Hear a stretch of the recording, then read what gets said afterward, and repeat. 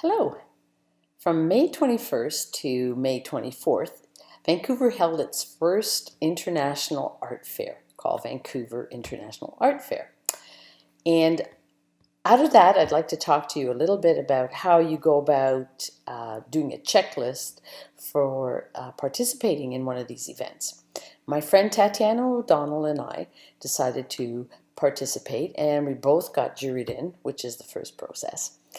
And we had never been to one of these, and so I devised a bit of a checklist so that it might be helpful for others in the future who might want to attend one of these. The first thing that needs to get done, I believe, is to choose the right partner, and luckily I did.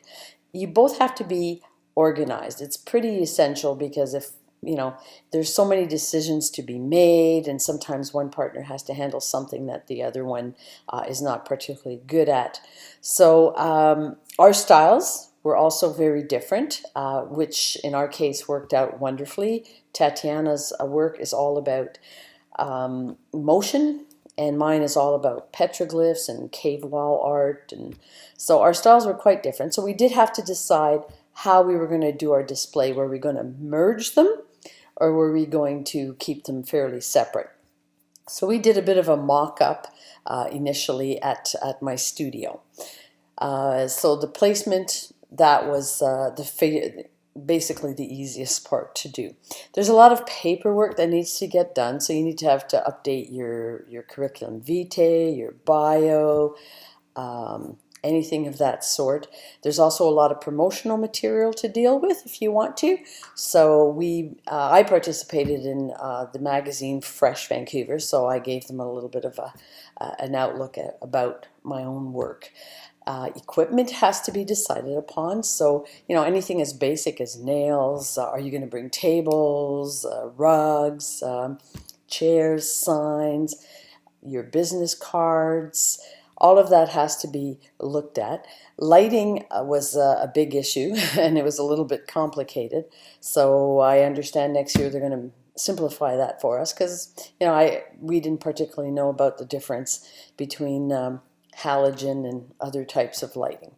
Packing the truck was another big thing, because they had to be overlapped, and carefully. My work is more on paper.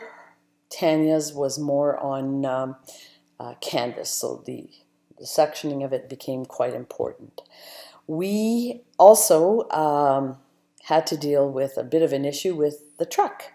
I have a truck that is 7 feet 8 inches, and the largest parking was outside, and we didn't know that. And any parking in downtown Vancouver, the largest I found was 6 feet 8 inches. So I had to park a fair ways away. So that is definitely something. If you are having a camper of any sort with you, check on the overheight restrictions and pre-handle that aspect. You also have to look into, where are you staying? Closer to the actual event is better, but it is also more problematic.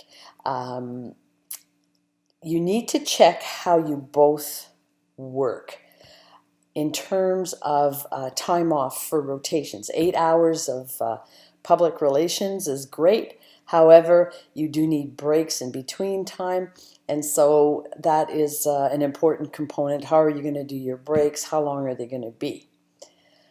So your time off, basically very important. We had a fabulous time. We got to see things, art that we would never have an opportunity to see otherwise. It was international, so we had people from Singapore, Netherlands, France, you name it. It was great. So on my blog, I have a little bit more discussion on my blog about what is required to go to one of these events. But anyways, we had a fabulous time, and I would highly recommend, if you have an opportunity to attend one of these, to definitely do so. So hope that helps you all. Take care.